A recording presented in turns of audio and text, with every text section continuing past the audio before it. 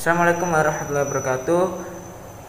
Di kesempatan kali ini kami akan menjelaskan pemikiran ekonomi menurut Al-Ghazali. Kedua, pemikiran ekonomi menurut Ibnu Taimiyah. Ketiga, pemikiran ekonomi menurut Ibnu Khaldun.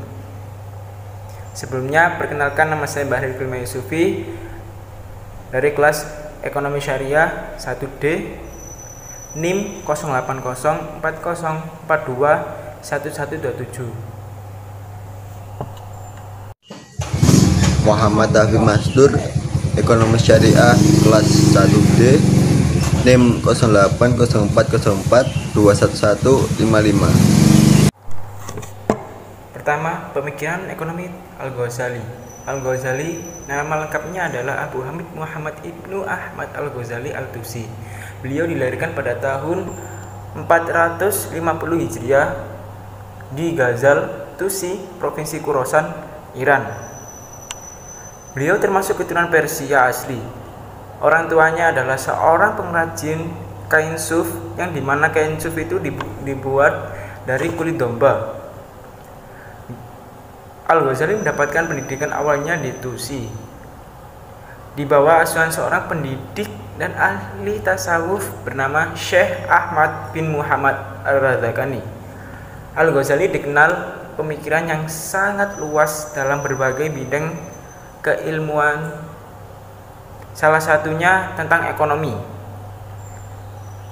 Bahasanya tentang ekonomi dapat ditemukan dalam karyanya yang monumental, yaitu Ihya Ulumuddin, Al-Mustasfah, Mizan, Al-Amal, dan Al-Nasihah, Al-Mulk. Bahasan ekonomi Al-Ghazali mencakup aspek yang sangat luas, yang meliputi pertukaran dan evolusi pasar, produksi, barter, dan evolusi uang, serta peranan negara dan keuangan publik, dan pusat pengkajian dan pengembangan ekonomi Islam. Beliau memiliki tema yang menjadi pangkal tolak seluruh karyanya, yaitu konsep maslahah, yakni sebuah konsep yang mencakup semua aktivitas manusia dan membuat kaitan erat antara individu dan masyarakat. Menurut Al-Ghazali, konsep kesejahteraan masyarakat tergantung kepada pencarian dan pemeliharaan 5 tujuan dasar, yakni al-din, nafs, nasl, akal, dan mal, yaitu artinya al-din agama, nafs hidup, nasl keturunan, dan mal harta, dan yang terakhir akal, yaitu akal. Selain itu, Al-Ghazali mendefinisikan aspek ekonomi dari fungsi kesejahteraan sosial dalam kerangka sebuah hierarki utilitas individu dan sosial yang tripartit, yakni kebutuhan, kesenangan, dan kemewahan. Tiga alasan mengapa seseorang melakukan aktivitas ekonomi. Yang pertama, untuk mencukupi kebutuhan hidup yang bersangkutan. Kedua, untuk mensejahterakan keluarganya masing-masing. Yang ketiga, untuk membantu orang lain yang membutuhkan. Dan menurut beliau tidak terpenuhinya ketiga alasan ini dapat dipersalahkan oleh agama. Mungkin itu tadi sedikit learning journal tentang pemikiran ekonomi menurut Al-Ghazali. Yang nomor 2, pemikiran ekonomi menurut Ibnu Taimiyah. Ibnu Taimiyah yang memiliki nama lengkap adalah Taqi al-Din Ahmad bin Al-Halim bin Abdi Salam bin Taimiyah. Beliau lahir di Haran tanggal 22 Januari 163 Masehi, atau biasa disebut 10 Rabiul Awal 661.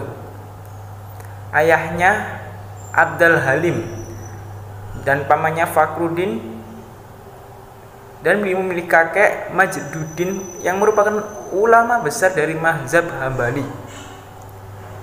Nah, di sini Ibnu Taimiyah membahas prinsip-prinsip masalah ekonomi dalam dua buku, yaitu Al-Hizbah fi al-Islam, atau yang artinya lembaga hizbah dalam Islam, dan Al-Siyasah al-Syar'iyah fi Islah al-Ra'iyah,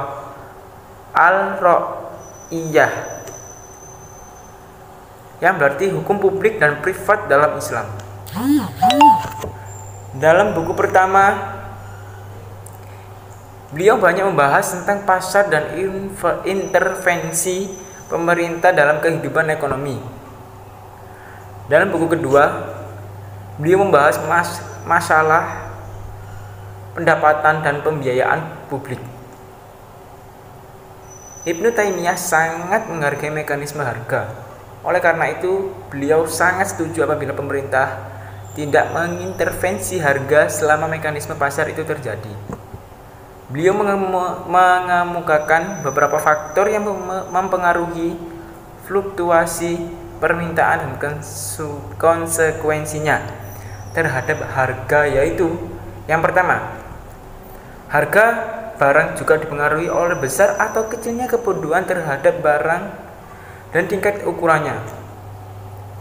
Dan jika kebutuhan sangat besar dan kuat, maka harga pun akan melambung hingga tingkat yang paling maksimal. 2. Harga barang berfluktuasi juga tergantung pada siapa yang melakukan transaksi pertukaran barang itu. Jika ia adalah seorang yang kaya dan terpercaya dalam hal membayar hutang, harga yang murah niscaya akan diterimanya. Harga juga dipengaruhi oleh bentuk alat pembayaran yang digunakan dalam bentuk jual beli. Jika yang digunakan umum dipakai, harga akan lebih rendah ketimbang jika membayar dengan uang yang jarang ada di peredaran.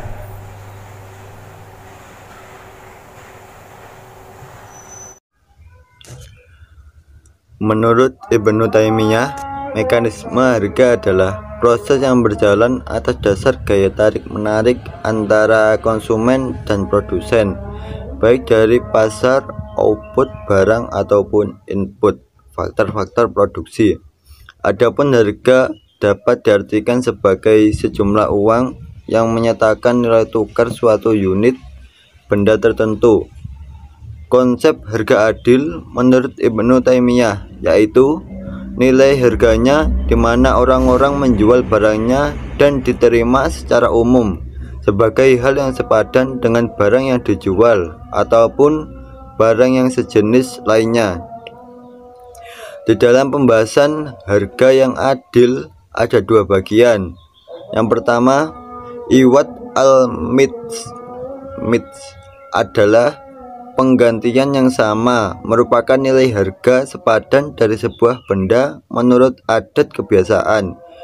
Kompensasi yang setara diukur dan ditaksir oleh hal-hal yang setara tanpa ada tambahan dan pengurangan.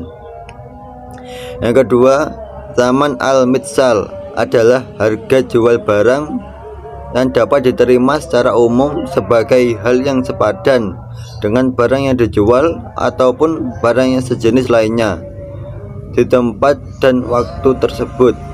Regulasi harga yaitu pengaturan terhadap harga-harga barang yang dilakukan oleh pemerintah yang bertujuan untuk memelihara kejujuran dan kemungkinan penduduk untuk dapat memenuhi kebutuhan pokoknya. Yang ketiga adalah pemikiran Ibnu Khaldun. Ibnu Khaldun mempunyai nama lengkap Wali ad-Din Abdul Ar-Rahman Ibnu Muhammad Ibnu Al-Hasan Ibnu Al-Jabir Ibnu Muhammad Ibnu Ibrahim Ibnu Al-Rahman Ibnu Khaldun. Beliau dilahirkan di Tunisia pada tanggal 1 Ramadan 732 Hijriah atau 27 Mei 1332 Masehi Beliau dikenal sebagai sejarawan dan bapak sosiologi Islam yang hafal Al-Quran sejak usia dini. Sebagai ahli politik Islam, ia pun dikenal sebagai bapak ekonomi Islam karena pemikiran-pemikirannya tentang teori ekonomi yang logis dan realistis telah dikemukakannya jauh sebelum Adam Smith dan David Ricardo. Beberapa karya beliau adalah autobiografi dan buku The Muqaddimah yang membuatnya sangat dikenal mengingat kontribusinya yang tak ternilai di bidang historiografi dan ekonomi. Ia dianggap sebagai salah satu filsuf muslim terbesar di dunia. Karya Ibnu Khaldun yang paling terkenal adalah Muqaddimah. Dia dikenal sebagai Muqaddimah Ibnu Khaldun yang mencatat pandangan tentang awal tentang sejarah universal. Beberapa pemikiran modern menganggap karya tersebut sebagai karya pertama yang berhubungan dengan filsafat negara, filsafat sejarah, atau ilmu sosial, sosiologi, demografi, historiografi, sejarah budaya, Darwinisme, Marxisme, dan ekonomi. Berikut sejumlah teori ekonomi Ibnu Khaldun. Teori perdagangan.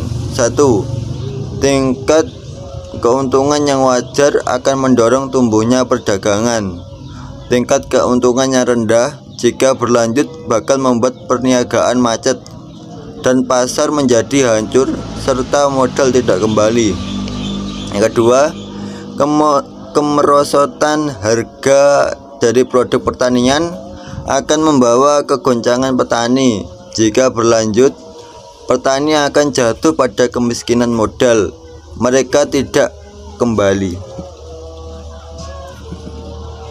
Ketiga, kerendahan harga yang melampaui batas serta kemahalan harga yang ekstrim akan merugikan kaum pedagang. Yang terakhir, emas dan perak merupakan logam mulia yang menjadi ukuran harga dan akumulasi modal atau kapital, serta menjadi simpanan dan kekayaan bagi penduduk.